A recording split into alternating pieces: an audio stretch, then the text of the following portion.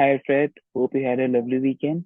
We are present in this meeting today to explain in details about the financial plan that we prepared for you with the help of the data that you have provided us in the first and second meeting. So let's start with the engagement letter. So as this is our third meeting, and we have already explained you about the importance of the signing an official engagement letter for a client advisor relationship. So as mentioned, it's an official document between us and you since we are the advisors and you are our client, as these outlays all the responsibilities of the planner as well as the client along with the services provided by us. So kindly go through the engagement letter that we have sent you along with the financial plan report. So now let's address the objectives, and we have already also gathered the data on the basis of the information that you provided to us. So here it is. The first objective that you want is you will retire at the age of the 60 with an annual income of $80,000, and you also want the financial stability due to the recent divorce, and also seeks the stability with the personal and financial changes. You also intends to purchase a waterfront property up north, and additionally also planning to buy an investment condo so that you can just generate the rental income. And you also wants to ensure your son's education is financially supported through your RESP, and he also wants to save tax that would be deducted from the retirement income through your RSP and RESP.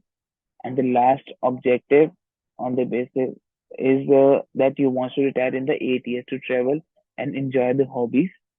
Now I would like to call my colleague Tripti so that she will give a brief idea about the uh, your present status. Hi Fred, my name is Tripti. I will be discussing about your current financial status and the problem areas and opportunities that we have identified using all the data that you have provided us. Let's address your net worth. Your net worth comes up to be around 1,394,000 Canadian dollars. Your monthly savings comes up to be around 2,693 after deducting all the expenses from your monthly income. Third point that we evaluated was if you would be able to retire at 60 with an annual income of 80,000 or not, if that's a realistic goal or not. Therefore, we used five-step process to identify this particular problem. At first, we evaluated how much will 80,000 be in the 8 years based on the annual inflation rate of 2.8%. As per the details given in our report and the calculations that we did in our Excel, you would be able to see that the amount comes up to be 99,778 Canadian dollars. We know that you do not have any liabilities right now and you will be cutting off your expenses about 30%. Therefore, you will only need 70% of this 99,000, and we have evaluated it to be around, for easy calculation, to be around 70,000 Canadian dollars at the age of 60 annually. Therefore, we now identified how much do you need to save to generate 70,000 per year from 60 age and up to the 95 years of age, that is 35 years, indexed to inflation. That amount comes up to be around 15,048,998 Canadian dollars by the age of 60. That's a huge amount. But don't worry, we have evaluated that you will be able to save up to the expected incomes, but only leaving up to the deficit of 565,230 Canadian dollars, which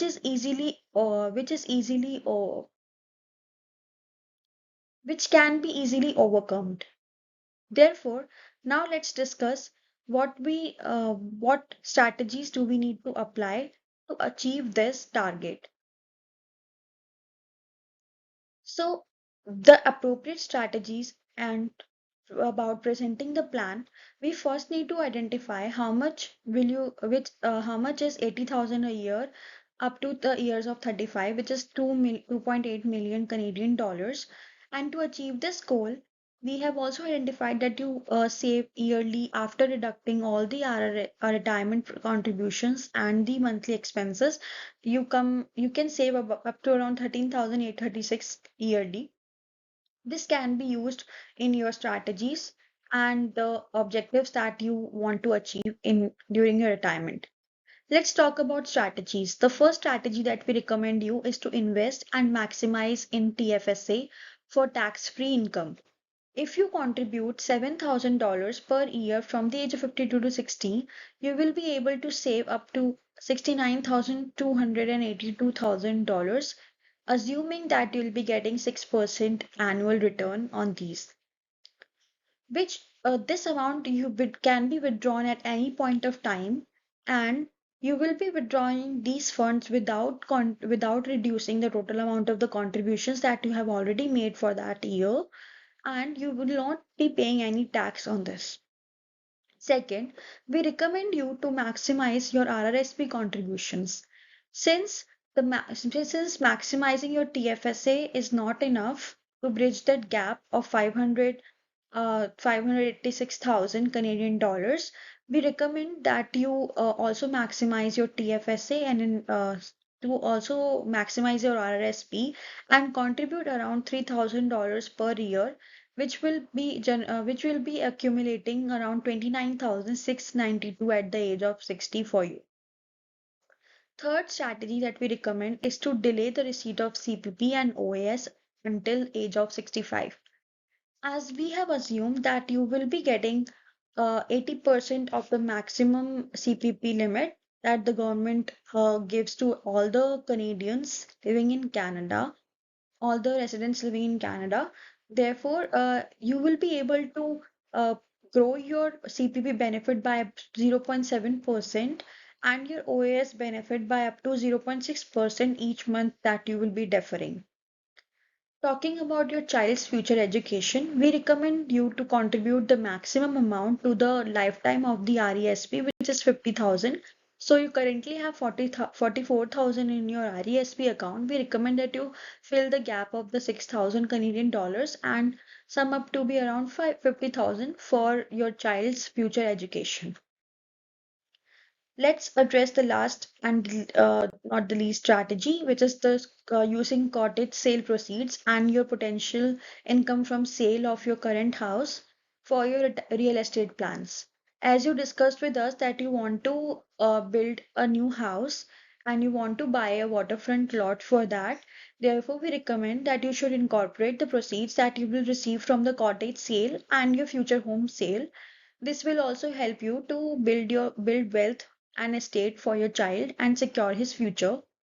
The other recommendation is to invest in a condo that you have already discussed, and this might increase your general income at retirement and will help you in the expenses that you incur with travel plans or any type of hobbies that you want to indulge in. But you also need to consider that being a landlord would impact your financial situation and time as well. You will need to dedicate a lot of time in managing your rental house. Therefore, you need to identify if that's the appropriate strategy for you or not. But it is a good strategy financially. Therefore, we recommend you that. Next, Shubham will be speaking about implementing this plan. Hi, Fred. Hope you have understood the plan that we have created for you. And if you have any questions in that, you can just reach out to us on the email that we have provided you in our first and second meeting. And I will be putting some light on the implementation of the plan. So, to make sure that all your objectives are achieved, we will keep a regular check on your pattern of expenses and help you suggest the strategies for minimizing your expenses and contribute. And we will be helping you and explaining you the right way of a maximum, the right way in which you can put your maximum amounts to investment avenues like RRSP, TFSA, and RESP that you have been doing earlier as well. And this will help you in your post retirement, and this will also save a lot of taxes for you as well. Apart from this, as we explained previously, that you must defer your CPP and OAS pension so that you remain in the lower tax bracket. And uh, we would suggest that you should wait till you are 65 years old and then start taking the CPP and OAS benefit. Uh, in this way, you will save a lot of taxes, and you will be able to maximize your benefits as well. Thirdly, we would suggest you to invest in real estate, because real estate is the booming market in Canada, and investing in the actual real estate or REITs will help you out in future, and this will also create an investment strategy which would help your child in the coming future as well. And as you have been investing in RESP, which is a very good investment avenue if you are going to save money for your child, so we would recommend that maximizing your investment in RESP is also a good strategy. We will also be scheduling regular meetings with you to make sure that all your plans, all your objectives are achieved in the coming future. And in order to do meetings to make sure that you are able to reach out to us if you have any disparities, discrepancies, or anything to share. Apart from this, the final step would be monitoring and updating the plan. This is the most important part of the process, and we will be doing regular assessments, and we will be establishing recurring time frames. As I explained earlier, these recurring time frames can be annually, semi-annually, it can be quarterly as well, as and when required in the process. And we will be reviewing the plan in these meetings, and we will ensure prompt attention to any alterations in your circumstances in the financial environment. Apart from this, we will also keep an eye on the life milestones in the event of significant life occurrences such as shifts in health, family dynamics, or employment status. Uh, we will promptly review the financial plan in such occurrences. And also, portfolio evaluation is also a very important part of the process, and we will be consistently evaluating the performance of the investment portfolio, and we will uh, realign the portfolio if needed to maintain the desired asset allocation and maintain the level of risk as desired or as fixed by you. uh, and we will be making sure that we are monitoring the market as well, because we will stay abreast of economic and market conditions, and we will also modify the investment approach in response to market trends, interest rates, fluctuations, and other factors such as political, geographical, or any type of factors in that manner. And when we are talking about investing and saving money, the most important part is how we manage the expenses, because if we are spending a lot of money, it is not at all a good strategy in the investment scenario. So we will be monitoring the actual expenses in comparison to the budget that we have set together in alignment with your ideas, and we will be identifying any disparities or opportunities for more and efficient spending to make sure that you maximize your savings and go ahead in your investment journey. And there will be some income variations in the future, and we will respond to those fluctuations very promptly.